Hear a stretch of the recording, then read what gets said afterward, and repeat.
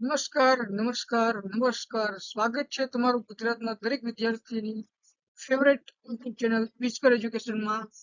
અને હું છું તમારો મિત્ર અને માર્ગદર્શક ધ્રુવ સર. મિત્રો, ક્યારે તમે બપોરે બહાર નીકળી ગયા ત્યારે લાગે કે સૂર્યોદય આજે ફૂલ મૂડમાં છે, બરાબર ને? પણ શું તમે ક્યારે વિચાર્યું છે કે સૂર્ય તો કરોડો કિલોમીટર દૂર છે, તો તેની ગરમી આપણા સુધી કેવી રીતે પહોંચે છે? કેમ શિયાળામાં સૂર્ય પહોંચતા ઠંડી લાગે છે અને ઉનાળામાં શેકાઈ જવાય છે? આજે આપણે ભૂગોળનું એક એવું હોટ ચેપ્ટર ભણવાના છીએ જેનું નામ છે પ્રકરણ 9, તાપમાન. આજના લેક્ચરમાં આપણે સમજવાના છીએ કે સૂર્યઘાત, જેને ઇંગ્લિશમાં કહેવાય છે ઇન્સોલેશન, કે સૂર્યની શક્તિ પૃથ્વી પર કેવી રીતે આવે છે. બીજી વસ્તુ, કિરણોની રમત, કે સૂર્યના કિરણો સીધા પડે તો શું થાય અને ત્રાંસા પડે તો શું થાય. ત્રીજી વસ્તુ, તાપમાનનું વિતરણ, કે દુનિયામાં કયા ખૂણે સૌથી વધુ ગરમી પડે છે અને કેમ પડે છે, એના વિશે પણ આજે આપણે સમજવાના છીએ. તો વિદ્યાર્થી મિત્રો, વિસ્કર એજ્યુકેશનનો એક મંત્ર છે, ગોખવાનું નહીં માત્ર સમજવાનું. આજે આપણે તાપમાનના દરેક કોન્સેપ્ટને એવી રીતે સમજીશું કે તમને આખું પ્રકરણ રમત લાગશે.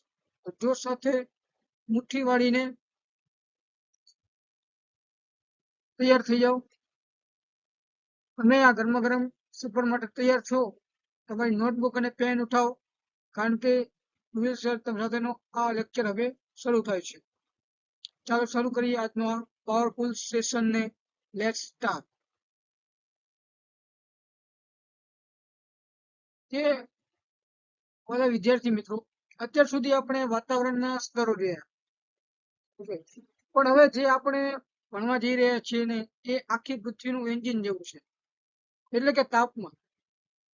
તમે ક્યારે વિચાર્યું છે કે સૂર્ય તો પૃથ્વીથી 15 કરોડ કિલોમીટર દૂર છે, છતાં બપોરે 12 વાગે આપણને કેમ એવું લાગે છે કે સૂર્ય બરાબર આપણા માથા પર બેઠો છે? અને કેમ રાતે સૂર્ય નથી હોતો તો પણ પૃથ્વી એકદમ બરફ જેવી ઠંડી નથી થઈ જતી? આ બધું જ સમજવા માટે આપણે સૂર્યઘાતને સમજવો પડશે. વાત કરીએ કે સૂર્યઘાત એટલે શું. સૂર્યઘાત એ પૃથ્વીની કમાણી છે, ધ કોન્સેપ્ટ ઓફ ઇન્સોલેશન. કે વિદ્યાર્થી મિત્રો, સૂર્યઘાત એટલે શું? તો સારી ભાષામાં કહું તો સૂર્યમાંથી આવતી ગરમી જે પૃથ્વીની સપાટીને શોષી લે છે, તેને આપણે સૂર્યઘાત કહીએ છીએ. સૂર્ય તો સતત ગરમી ફેંકે છે, પણ પૃથ્વીને એનો માત્ર 2 અબજનો ભાગ જ મળે છે. વિચારો, જો આખી ગરમી મળી હોત તો આપણું શું થાય? આપણા તો પળવારમાં ભસ્મ થઈ ગયા હોત. સમજ્યા મિત્રો? તમે આકૃતિ 9.1 જોઈ શકો છો. સમજ્યા?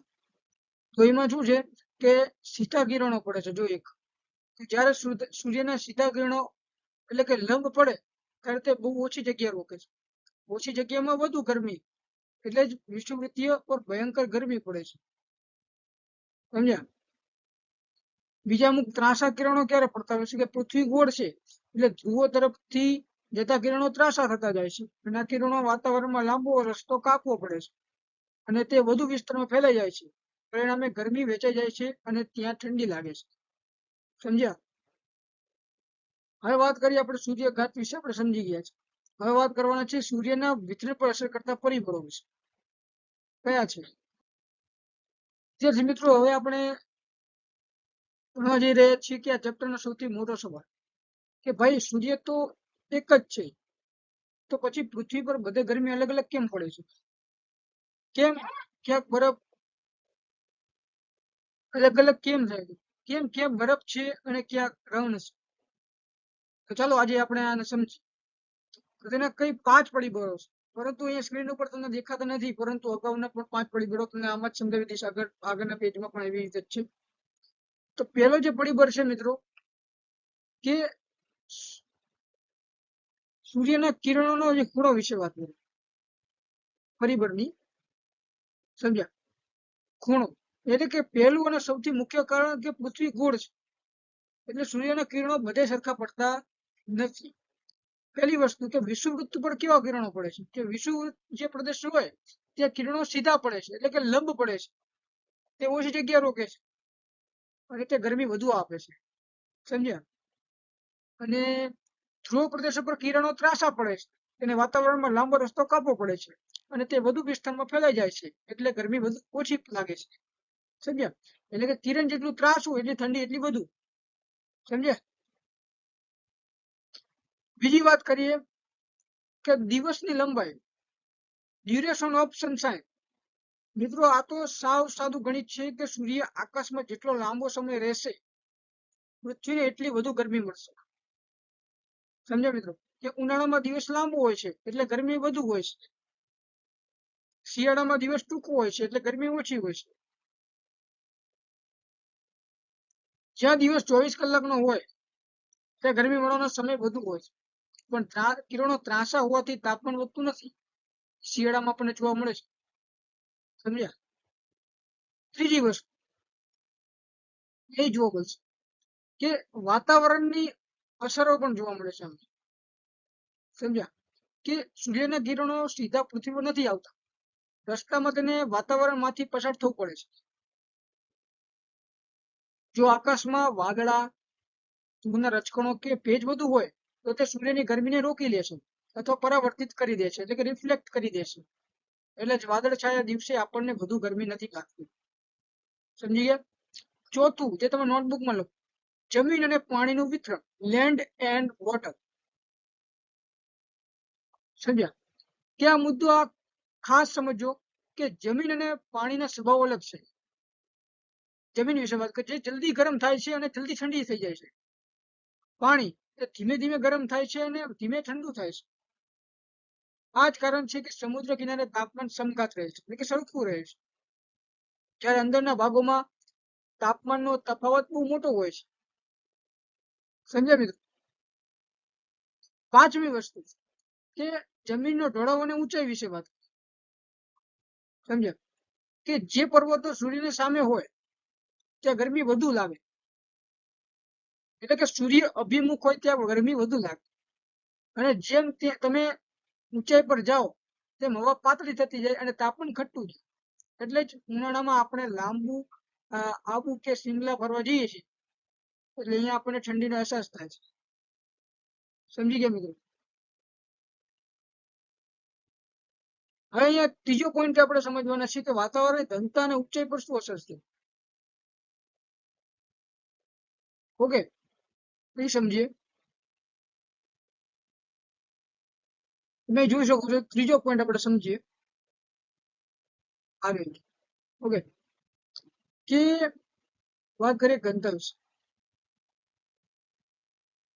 કે ઘનતા એટલે વોટ ઇઝ ડેન્સિટી? કે વિદ્યાર્થી મિત્રો, ઘનતા એટલે કે સાદી ભાષામાં હવાનું વજન અથવા હવામાં રહેલા રજકણોની ભીડ. પૃથ્વીની સપાટીની નજીક જે ગુરુત્વાકર્ષણ બળ એટલે કે ગ્રેવિટી સૌથી વધુ હોય છે, એટલે બધી હવા નીચે ખેંચેલી રહે છે. પરિણામે સપાટી નજીક હવા ઘાટી એટલે કે વધુ ઘનતા વાળી હોય છે. સમજ્યા મિત્રો? બીજી વસ્તુ કે ઊંચાઈ અને ઘનતાનો સંબંધ શું છે. અહીંયા આપણે ઊંચાઈની વાત કરી છે, એના વચ્ચે સંબંધ શું છે? Inverse relationship. હવે લોજિક સમજો કે જેમ જેમ આપણે પૃથ્વીની સપાટીથી નીચે જઈએ છીએ તેમ તેમ પૃથ્વીનું ગુરુત્વાકર્ષણ બળ ઘટતું જાય છે. પરિણામે હવાના રજકણો છૂટા પડવા લાગે છે અને હવા પાતળી થતી જાય છે. એટલે જ પૃથ્વીના જે વાતાવરણમાં જે કુલ દ્રવ્યમાનના જે 99% જે ભાગ હોય, ભાગ તો માત્ર 32 કિમીની ઊંચાઈ સુધીમાં જ આવી જાય છે. એની ઉપર તો હવા સાવ નામની જ હોય છે. સમજ્યા મિત્રો? હા મિત્રો, વાત કરીએ કે તાપમાન અને દબાણ પર અસર. આ પોઈન્ટ લખજો ખાસ છે કે મિત્રો, હવા પાતળી થાય એટલે તે ગરમી પકડી રાખી શકતી નથી. એટલે જ તમે જેમ ઊંચા પહાડો પર જાઓ તેમ હવા પાતળી થતી જાય અને તાપમાન ઘટતું જાય. યાદ રાખજો કે ઊંચાઈ વધે એટલે ઘનતા ઘટે, તાપમાન એ ઘટે. આ વચ્ચે સીધો સંબંધ છે. સમજ્યા? હવે જમીન અને પાણી વિશે વાત કરીએ. ચોથો પોઈન્ટ આપણે સમજીએ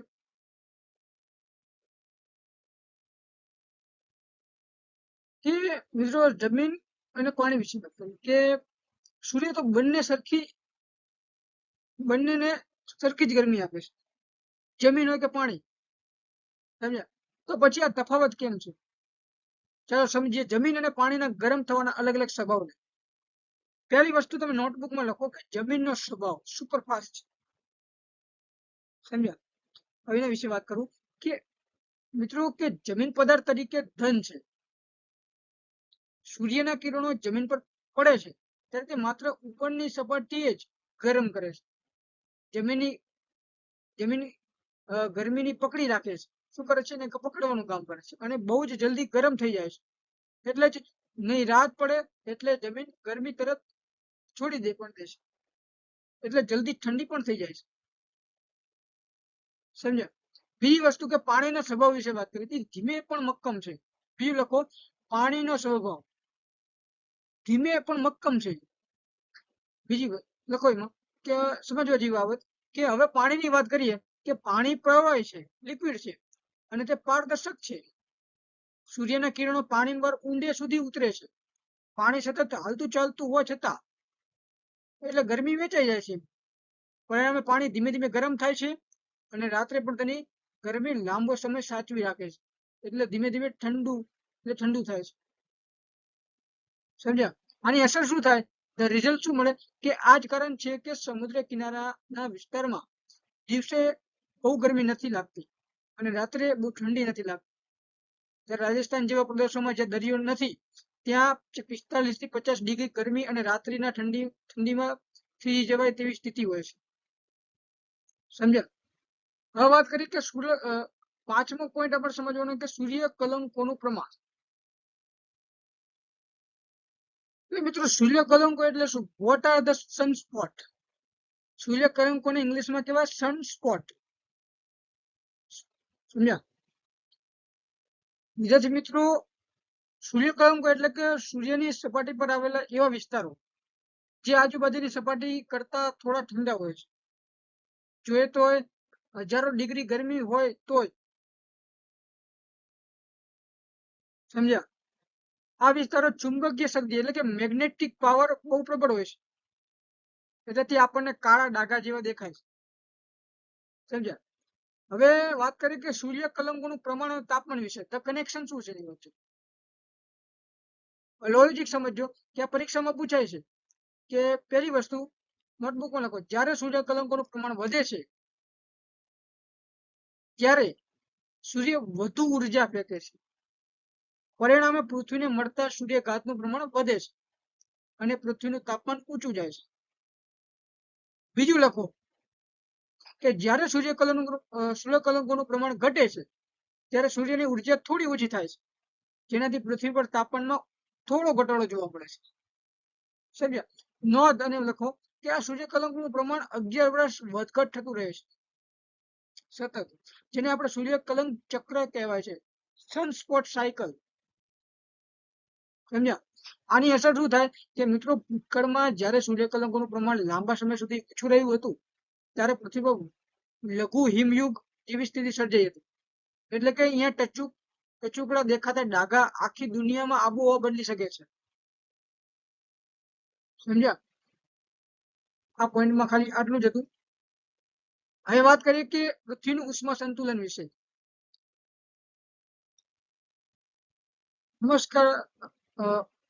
હવે આપણે સમજવાના છે મિત્રો ઉષ્મા સંતુલન વિશે. તો ઉષ્મા સંતુલન એટલે કે શું થાય એમાં કે સૂર્ય પાસે કેટલી ગરમી આવી અને કેટલી પાછી ગઈ એનો પાકો હિસાબ એટલે ઉષ્માનું સંતુલન. ઉષ્માનું સંતુલન. સમજો? પહેલી વાત કરીએ કે લખો નોટબુકમાં કે 100 એકમનો હિસાબ વિશે વાત કરીએ. The 100 units logic. કે વિદ્યાર્થી મિત્રો ધારો કે સૂર્ય પૃથ્વીને 100 એકમ ગરમી મોકલે છે. હવે જુઓ કે આ 100 એકમનું શું થાય છે. 35 એકમ આ ગરમી તો પૃથ્વીની સપાટી અડિયા વગર જ વાદળા બરફ અને રજકણો દ્વારા અવકાશમાં પાછી ફેંકાઈ જાય છે. આને આપણે કહીએ છીએ અલ્બેડો. એટલે કે પૃથ્વી પાસે હવે વધ્યા માત્ર 65 એકમ. સમજ્યા? પૃથ્વી જે છે 35% જે છે ને પોતાની જે ગરમી એ બરફ રજકણો અને અવકાશમાં પાછી ફેંકી દે છે. તો પૃથ્વી જોડે કેટલી રહી? હવે 65 રહી. અને જે આપણે એને કહીએ છીએ અલ્બેડો. સમજ્યા? તો 65% 65 જેટલી વધી એકમ વધ્યા તો બાકી રહેલા 65 એકમનું વિતરણ કેવી રીતે કરશે કે હવે આ 65 એકમ પૃથ્વી અને વાતાવરણમાં કેવી રીતે વહેંચાય છે તે જુઓ કે 14 એકમ શું કરે છે 14 એકમનું કે આ ગરમી વાતાવરણમાં સીધી શોષી લે છે વધ્યા કેટલા એકમ 51 રહ્યા તો 51 એકમ આ ગરમી પૃથ્વીની સપાટી સુધી પહોંચે છે અને જમીન પાણીને ગરમ કરે છે બંને વસ્તુને જમીન અને પાણીને 51 એકમ ગરમ કરે છે એટલે 14 + 51 = 65 એકમનો હિસાબ પૂરો સમજી ગયા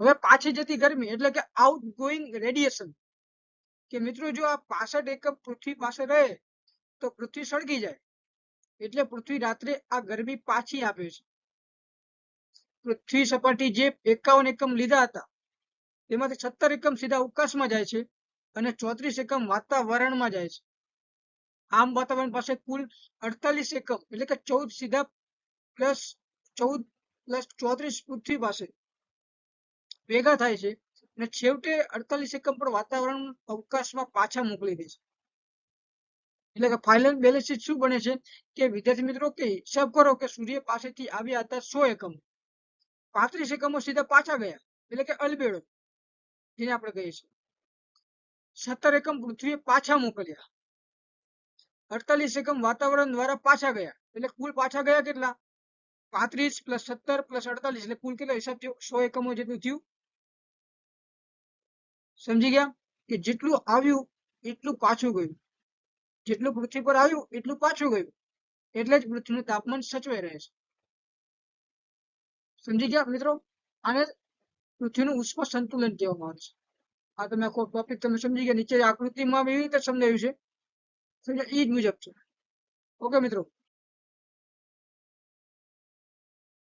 તો વિદ્યાર્થી મિત્રો આજે આપણે પ્રકરણ 9 તાપમાનનો કુદકો બોલાવી દીધો સૂર્યઘાત શરૂ કરીને આપણે પૃથ્વીના ઉષ્મા સંતુલનને છેલ્લે તાપમાન વિરોધ ચક્રની સુધીની સફળ આપણે પૂર્ણ કરી હવે યાદ રાખજો મિત્રો કે ભૂગોળ એ ગોખવાનો વિષય નથી છતાં અમુક વિદ્યાર્થીઓ ગોખતા હોય છે એ તો આપણી આસપાસની દુનિયાને જોવાની નજર છે જો તમને આ લેક્ચર ગમ્યું હોય તો પિચકર એજ્યુકેશનને સપોર્ટ કરજો લાઈક કરજો અને કોમેન્ટમાં જણાવજો કે તમને આ કયો ટોપિક સૌથી વધુ ગમે મળીશું આવતા વિડીયોમાં નેક્સ્ટ ટોપિક સાથે ત્યાં સુધી ભણતા રહો આગળ વધતા રહો થેન્ક યુ વેરી મચ